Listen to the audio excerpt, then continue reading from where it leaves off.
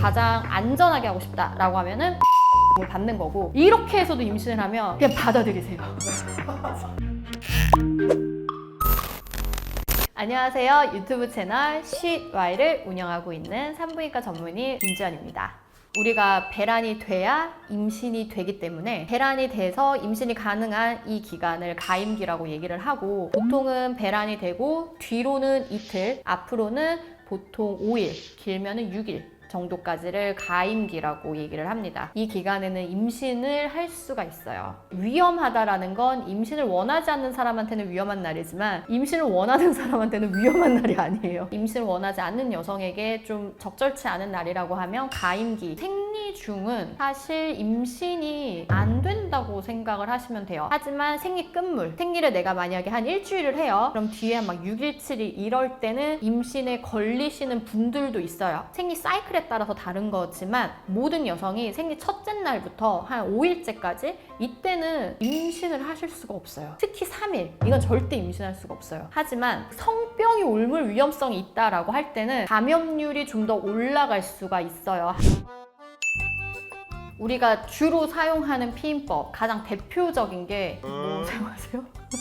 가장 우리가 일반적으로 사용하는 게 콘돔이에요. 콘돔은 편하게 쓸 수 있죠. 갑자기 내가 오늘 해야겠는데? 라고 했을 때 바로 사서 할 수 있는 게 콘돔이어서 가장 많이 사용을 하는데, 콘돔의 실패율이 잘 사용했다 하더라도 2%나 돼요. 그리고 그냥 러프하게 사용했을 때 실패율이 15%고요. 이거는 뭐 빠지는 경우, 찢어지는 경우 다 포함한 얘기고, 질외사정을 하시는 분들도 있죠. 질외사정 같은 경우는 그냥 사용했을 때 실패하는 확률이 25%고 잘 사용했을 때 실패 확률이 4%예요. 생각보다 낮고요. 콘돔의 실패율은 생각보다 높아요. 그래서 2%, 4%라서 둘 다 5% 미만이거든요. 질외사정도 저는 개인적으로 막 그렇게 안 좋은 피임 방법이라고는 생각하지는 않고, 그 밖에 주기를 사용하는 방법이 있죠. 여성의 가임기를 피해서 관계를 하는 거예요. 그때는 난자가 없기 때문에 임신이 될 수가 없어요. 그거 아니면 먹는 피임약도 있고, 병원에서 수술을 하거나 기구를 넣거나 뭐 이런 방법들이 있는데, 이런 의학적인 도움을 받는 피임법은 확률이 99% 이상이에요. 굉장히 높아요. 1% 미만의 피임 실패율이어가지고 가장 안전하게 하고 싶다라고 하면은 의학적인 도움을 받는 거고, 콘돔, 주기법, 질외사정을 나는 하는 게 더 좋다라고 하시는 분들은 이 세 가지를 한 번에 쓰는 거죠. 그러면 거의 100% 비가임기에 콘돔을 끼고 질외사정을 하면 그건 임신을 할 수가 없죠. 이렇게 해서도 임신을 하면 그냥 받아들이세요. 그리고 제가 막 3단 콤보라고 주로 말씀을 드리는데, 이게 가장 안전한 방법이라고 생각을 하는데, 특히 10대, 20대 가임력이 높으신 분들, 이런 분들은 2가지 이상의 피임법을 사용을 하시면 피임 성공률을 높일 수가 있는 거고, 나는 좀 연령대가 있다, 30대 중반 이상이다 라고 하면은 퇴력이 어릴 때만 하진 않기 때문에 한 가지 피임법만 해도 임신 성공률이 그렇게 좀 높지는 않아요. 그래서 나이에 맞춰서 선택을 하시는 게 좋은 방법 중에 하나예요.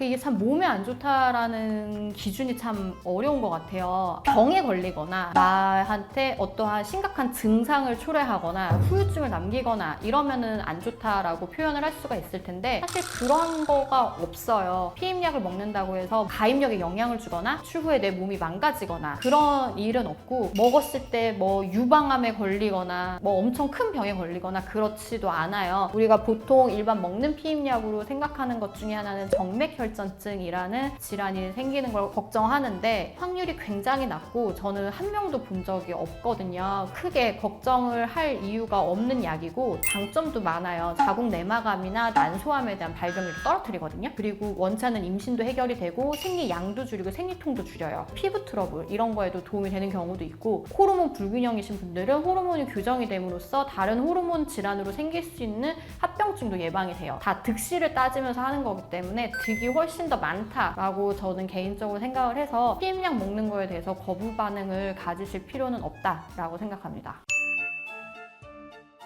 이건 진짜 제 유튜브에서 한 두세 번 정도 홍성우 원장님하고도 다뤘던 얘기인데, 사실 푸퍼액이라는 거는 정자가 없는 게 맞죠. 푸퍼액에 정자가 섞이는 거지. 그냥 푸퍼액이라는 거에는 정자가 없는 액이에요. 원래 사정을 할 때 정액이 나오잖아요. 정액이 나오기 전에 먼저 기를 닦아주는 역할을 하는 게 푸퍼액이죠. 윤활도 하고 정자가 잘 나오기 전에 염기성 환경도 만들어주고 이렇게 나오는데, 이 푸퍼액 안에 정자 일부가 섞일 수도 있다라는 거고, 그러면 임신이 가능할 수도 있다. 이게 맞는 얘기고, 쿠퍼액은 정자가 없는 게 맞다. 근데 쿠퍼액에 정자가 섞이는 일은 왜 섞이느냐? 사정을 한 지 얼마 안 됐기 때문에. 내가 사정을 했어요. 그러면 요도에 남아있겠죠. 그 이후에 쿠퍼액이 나오면 여기에 정자가 섞이겠죠. 그러면은 그때는 임신이 될 수도 있는 거예요. 이 얘기를 하면 돌아오는 질문 중에 가장 많았던 질문이 뭐냐면, 그러면 첫 번째 사정하고 언제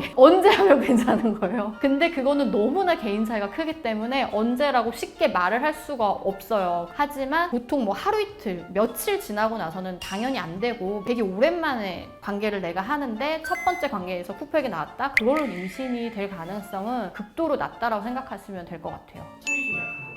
좀 그런 애들도 섞여 있고, 왜냐면 금방 저 안에서 나온 애랑 길에 널브러져 있던 애랑 좀 지쳐있을 거 아니야, 애들이. 좀 약간 그런 애들이니까 힘이 막 넘쳐나는 그런 느낌이 좀 많이 들어요. 나이가 더 많잖아요. 그리고 개수도 훨씬 더 좀 적고, 그래서 임신 확률이 있다 하더라도 높지가 않은 거예요. 그래서 질외사정 했을 때 실패율이 4%잖아요. 이 실패율이 뭐냐면 1년간 100명의 커플이 계속 질외사정만 한 거예요. 그랬을 때 4명의 커플이 임신을 했다라는 확률이거든요. 제가 근데 계속 말씀드리지만 나이도 중요합니다. 좀 젊은 친구들이고 나는 파트너가 자주 바뀌거나 여러 명이다, 이런 분들은 질외사정은 그래도 1차적으로 하는 거를 막 추천드리지는 않아요. 여기서 오해는 하지 않으셨으면 좋겠습니다. 제가 권장하는 피임 방법은 커플의 나이, 커플의 어떤 관계도에 따라서 굉장히 다르기는 한데, 나이가 어리고 만난 지 얼마 안 된 커플들 같은 경우에는 3단 콤보를 추천을 드리고요. 나이가 좀 있는, 그리고 사랑이 깊은 연인 관계 내지는 부부, 이런 분들 같은 경우는 뭐 질외사정이나 주기법으로만 하셔도 충분하지 않을까라고 저는 생각을 합니다. 항상 뭐 어디 보면은 질외사정은 아주 안 좋은 피임 방법이고, 그게 무슨 피임 방법이냐 막 그렇게 저는 욕을 먹은 적도 있는데, 교과서에 피임 챕터에 질외사정이 있어요. 콘돔도 실패율이 2%고 질외사정이 실패율이 4%인 걸 비교해 보았을 때 생각보다는 성공률이 높다. 꼭 피임이 콘돔이 짱이 아니다 라는 거를 알고 계셨으면 좋고, 나의 상황과 나이와 여러 가지 요건에 맞게 나에게 가장 적절한 피임 방법을 선택하시는 것이 좋습니다. 지금 영상이 마음에 드셨다면 구독, 좋아요, 알림 설정 부탁드릴게요.